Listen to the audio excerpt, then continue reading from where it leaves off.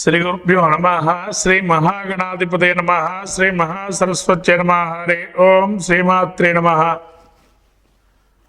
ప్రేక్షకులందరికీ నమస్కారాలు. రాబోయేటువంటి మనకు మాఘమాసం, ఫిబ్రవరి మాసము. ఈ మాఘమాసంలో అత్యద్భుతమైనటువంటి విశేషమైనటువంటి రోజులు అనేకం కూడా ఉన్నాయి. మాఘమాసంలో ముఖ్యంగా చెప్పాలంటే మనకు అందరికీ కూడా చిన్నపిల్లలకి అక్షరాభ్యాసము అనేది ప్రత్యేకంగా చేస్తాం ఈ మాఘమాసంలో. అదే వసంత పంచమి అంటారు. అట్లాగే వసంత పంచమి తర్వాత రథసప్తమి, మనకి ఎండలు విపరీతంగా అయ్యేటువంటి రోజు ఇక్కడి నుంచి ప్రారంభం. రథసప్తమి రోజు నుంచి అంటారు కొంతవరకు. అంటే స్వామివారికి ఆరోగ్యాన్ని మన అందరికీ, జనాలందరికీ ఉషోదయం, దేవతలకి ఉషోదయం అయినటువంటి సూర్యోదయం అంటారు. అంటే దేవతలకి ఈ రథసప్తమి రోజు నుంచి కూడా సూర్యోదయము వేళ అని చెప్పి అని అర్థం. అంటే మనకి నిత్యం కూడా అనేకం సూర్యోదయం జరుగుతుంది. దేవతలకి సూర్యోదయం వేళ, బ్రాహ్మీ ముహూర్తం ఎట్లయితే మనకు ఈ సంక్రమణ నుంచి మొదలయ్యి రథసప్తం వరకు కూడా వారికి ఇంకా తెల్లవారుజాము ఇంకా అవుతూ ఉంటుంది, కానీ పూర్తిగా తెల్లవారు. కాబట్టి ఈ రథసప్తమి అనేది ఏదైతే ఉందో అక్కడి నుంచి పూర్తిగా సూర్యుడు కిరణాలు అనేది ప్రసరమై ఆరోగ్యవంతమైన ప్రసరణం అనేది కలుగుతుంది. అట్లాగే భీష్మ ఏకాదశి, మనకు అంపశయ్య మీద ఉత్తరాయణ పుణ్యకాలంలో భీష్ముడు తన యొక్క మోక్షాన్ని పొందాలని చెప్పి కృష్ణుడితో, యుధిష్ఠిరుడైనటువంటి ధర్మరాజుతో భీష్ముడు సంవాదం చేస్తూ ఇక్కడ విష్ణు సహస్రనామం పారాయణం చేయటం వల్ల భీష్మ ఏకాదశి ఉత్తమమైన ఫలితాలు పొందుతారు. అట్లాగే మహామాఘి అంటే ఎక్కడైనా ఎవరైనా స్నానము అనేది ప్రత్యేకమైన నియమంగా పెట్టారు. నదీ స్నానం చేయమని ఇక్కడ. అంటే దేవతలకి సూర్యోదయం వేళ అవుతుంది కాబట్టి మాఘస్నానం అనే ఫలితం మనకు పద్మపురాణం అంతర్గతంగా వైశాఖ పురాణం, మాఘపురాణం, కార్తీక పురాణం అనేటువంటి దానిలో చూసుకున్నట్లయితే ఈ యొక్క మహామాఘి అంటారు దాన్ని. కాబట్టి ఈ పౌర్ణమి రోజున మాఘస్నానం, సముద్ర స్నానం కూడా చాలా విశేషంగా చెప్పబడింది. అట్లాగే నోములకి, వ్రతాలకి మనం పట్టుకునేటువంటి నోములు, ఆడవాళ్ళు స్త్రీలు పట్టుకునే నోములు, ఇవన్నీ కూడా ఈ మాఘ పౌర్ణమి కానీ రథసప్తమి కానీ నోములు పట్టుకోవచ్చు. అట్లాగే తర్వాత వచ్చేటువంటిది మనకు మహాశివరాత్రి. అత్యద్భుతమైనటువంటి శివరాత్రి జాగరణ అనేది కలుగుతుంది. కాబట్టి ఇటువంటి పర్వదినాలు ఈ మాఘమాసంలో ఉన్నాయి మనకి. ఈ మాఘమాసంలో అటు శివుడికి, అటు కేశవమూర్తి అయినటువంటి సత్యనారాయణ స్వామి వ్రతాదులు ఇవన్నీ కూడా మాఘమాసంలో విలువగా చేస్తారు. వ్రతంలో కూడా చెప్పబడింది. కాబట్టి ఆ శివకేశవులకి, సూర్యనారాయణ స్వామికి, ఆ సరస్వతి మహాదేవికి అనుగ్రహం కలిగి మీ యొక్క కుటుంబంలో ఉండేటువంటి చిన్నపిల్లలకి విద్యాభివృద్ధితో పాటు ఆరోగ్యాన్ని, సంపత్తులు, ఆ ఈశ్వర అనుగ్రహముల ఐశ్వర్యాన్ని కలజేయాలని, ఈ ద్వాదశ రాశి ఫలితాల్లో మనము అందరికీ కూడా సంపూర్ణమైన అనుగ్రహం కలగాలని ఆ యొక్క ద్వాదశ రాశి ఫలితాలు మనం చెప్పుకుందాం. శ్రీ గురుభ్యో నమ. శ్రీ మహాగణాధిపతే నమ. శ్రీ మహాసరస్వత్యై నమ. హరి ఓం. శ్రీమాత్రే నమ. మాఘమాసం ఫిబ్రవరి నెల ఈ యొక్క ధనుస్సు రాశి వారి యొక్క స్థితిని చూసినట్టయితే ముఖ్యంగా ధనుస్సు రాశి వారికి ఈ యొక్క గ్రహస్థితి ఏ విధంగా ఉంది అనంటే, ద్వితీయం నుంచి రవి తృతీయ స్థాన సంచారము, అట్లానే బుధుడు కూడా తృతీయ స్థాన సంచారము, శని, బుధ, ఈ యొక్క రవి కూడా. మరి చతుర్థంలో శుక్రుడు, రాహు, షష్టంలో గురువు, సప్తమంలో కుజుడు వక్రి, కేతువు దశమ సంచారం. ఈ విధంగా గ్రహస్థితి చూసినట్టయితే ముఖ్యంగా ధనుస్సు రాశి వారికి సోదర వర్గంతో పాటు బయటి వారు కూడా సహాయ సహకారాలతో వృద్ధిలోకి రావటం, సహచర వర్గాలు కూడా వీళ్ళకి అనుకూలంగా ఉండటం, ప్రతి పనిలో కూడా వీళ్ళకి అండగా ఉండడం, తర్వాత ప్రబల వృద్ధి, అంటే బయటలో కూడా ఇంటా బయట మంచి పేరు రావటం, తద్వారా కీర్తి గణించడం. ధనుస్సు రాశి వారికి కొంతవరకు వృత్తిలో చికాకులు పడే అవకాశం ఉంది.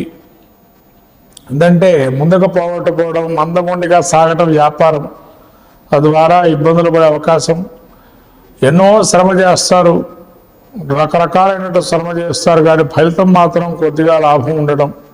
సరే, కష్టపడుతున్నా రాబోయే కాలం ఇంకా బాగా ఉంటుందిలే, ఇప్పుడు లేకపోయినా అన్న ఆలోచనతో ఉంటారు. కొంత అశాంతి వాతావరణం ఏర్పడుతుంది.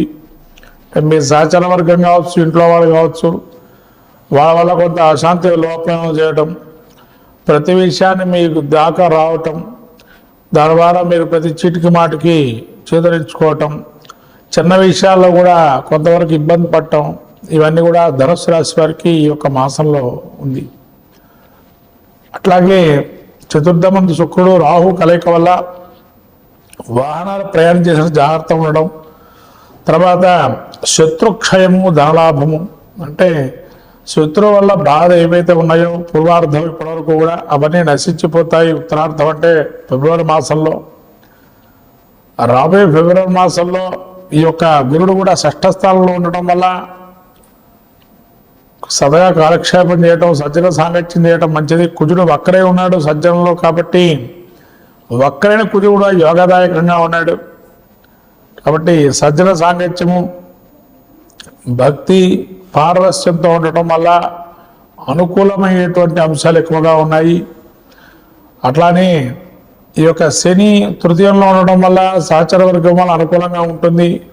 బుధుడు 3లో ఉండడం వల్ల కొంత వేళ తప్పిన భోజనం వల్ల ఇబ్బందులు కలగటం, బంధువుల్లో కావచ్చు లేదా సహచర వర్గంలో ఉండేవారు కొంత బుద్ధిబల ప్రదర్శన చేయటం మొదల అది మీకు నచ్చకపోవటం, తద్వారా వాళ్ళ వల్ల హాని కలుగుతుందేమో భయంతో ఉండటం అనేది జరిగే అవకాశం ఉంది.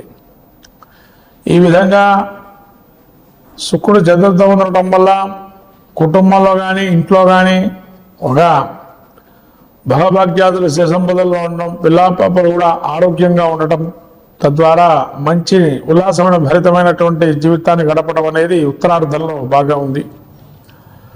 ఈ ఫిబ్రవరి మాసంలో పూర్వార్థం కన్నా ఉత్తరార్థం అత్యద్భుతంగా ఉంది ధనుసు రాశి వారికి. అట్లానే ప్రయాణాల్లో కూడా కొంచెం మంచి నేర్పులు నేర్చుకుంటారు. ప్రయాణాల్లో కూడా కొన్ని విషయాలు పరిజ్ఞానం పెరుగుతుంది. అట్లానే మీ యొక్క స్థితిగతులు ఏవైతే ఉన్నాయో వాటిని కొంత ఇబ్బంది ఉన్నా కూడా అయినా మనం మొక్కవని దీక్షగా ముందర వెళ్ళటం వల్ల మంచి పనులు జరిగే అవకాశం ఉంటాయి. ఈ విధంగా ధనుస్సు రాశి వారికి ఈ మాసంలో ముఖ్యంగా రాహు చతుర్థమందు గురుడు షష్టమందు ఉండడం వల్ల గురుక్షేత్ర దర్శనము, దత్తక్షేత్ర దర్శనం కానీ గురు చరిత్ర పారాయణం కానీ చేసుకోవటం వల్ల మంచి ఫలితాలు వస్తాయి. ఈ విధంగా ధనుసు రాశి వారు ఇంకా మంచి ఫలితాలు పొందాలంటే ఈ యొక్క పరిష్కార మార్గాలు చూసుకోవాలా, తద్వారా మంచి అవకాశం ఉంది ఈ యొక్క మాఘమాసంలో ధనుసు రాశి వారికి అనేది మంచిది.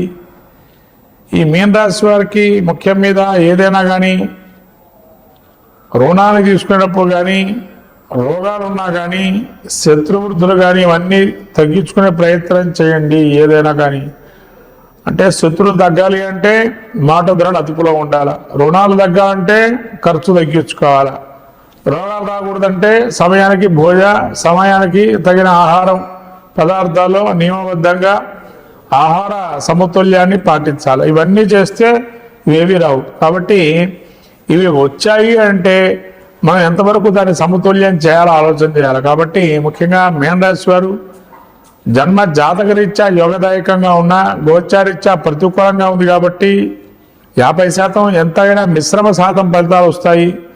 మీన రాశి వారు ఈ యొక్క మాఘమాసంలో శివారాధన చేసుకోవడం వల్ల నవగ్రహ అనుగ్రహం కలుగుతుంది. అట్లానే రాబోయే ఈ వసంత పంచమి, మహామాఘి ఇలాంటి మహాపర్వదినాలు ఉన్నాయి. ఇదివరకు మనం ఏదైతే చెప్పుకున్నటువంటి ద్వాదశ రాశి వారికి పౌర్ణమి కానీ ఏకాదశి కానీ అష్టమి కానీ అట్లానే వసంత పంచమి రథసప్తమి లాంటి మహాపర్వదినాల్లో మన శాస్త్రీయ ధర్మాన్ని పాటిస్తూ ఆచరణ యోగ్యంగా చేసుకోవటం వల్ల ద్వాదశ రాశుల్లో అందరూ కూడా మంచి ఫలితాలు కూడా గోచరిస్తాయి. మొత్తం మీద ద్వాదశ రాశుల వారికి అందరికీ కూడా మాఘమాసంలో మనకు వచ్చేటువంటి పర్వదినాలు వసంత పంచమి, భీష్మాకాదశి, రథసప్తమి, భీష్మాష్టమి, అట్లా మహామాఘి పౌర్ణిమ, ఇలా సంకష్టహర చతుర్థి, అలాగే మనకు వచ్చేటువంటివి ఇంకా మహాపుణ్య దినాల్లో మహాశివరాత్రి, ఇటువంటి మహాపర్వదినాలు. కాబట్టి ఈ పర్వదినాల్లో తగు జాగ్రత్తగా స్వామి అనుగ్రహాన్ని పొంది, ఆ స్వామి దేవతల అనుగ్రహాలు పొంది, మీ యొక్క గ్రహస్థితిలో గోచారంలో కానీ జాతక చక్రం కానీ పరిశీలన చేసుకొని తగినటువంటి శాంతి చేసుకోవటం మంచి ఫలితాలు గోచరిస్తాయి. కాబట్టి ఎవరైనా కానీ జన్మ జాతకరీత్యా కూడా కొన్ని గ్రహాలు అనుకూలమా ప్రతికూలంగా ఉన్నాయి చూసుకోవటం మంచిది. తద్వారా ఈ చెప్పేటువంటి పరిష్కార మార్గాలు దానికి తోడుగా కొన్ని చేసుకోవటం వల్ల ఇంకా మంచి ఫలితాలు పొందుతారు ద్వాదశ రాశులు. శ్రీవం భూయా శ్రీమాత్రే నమః.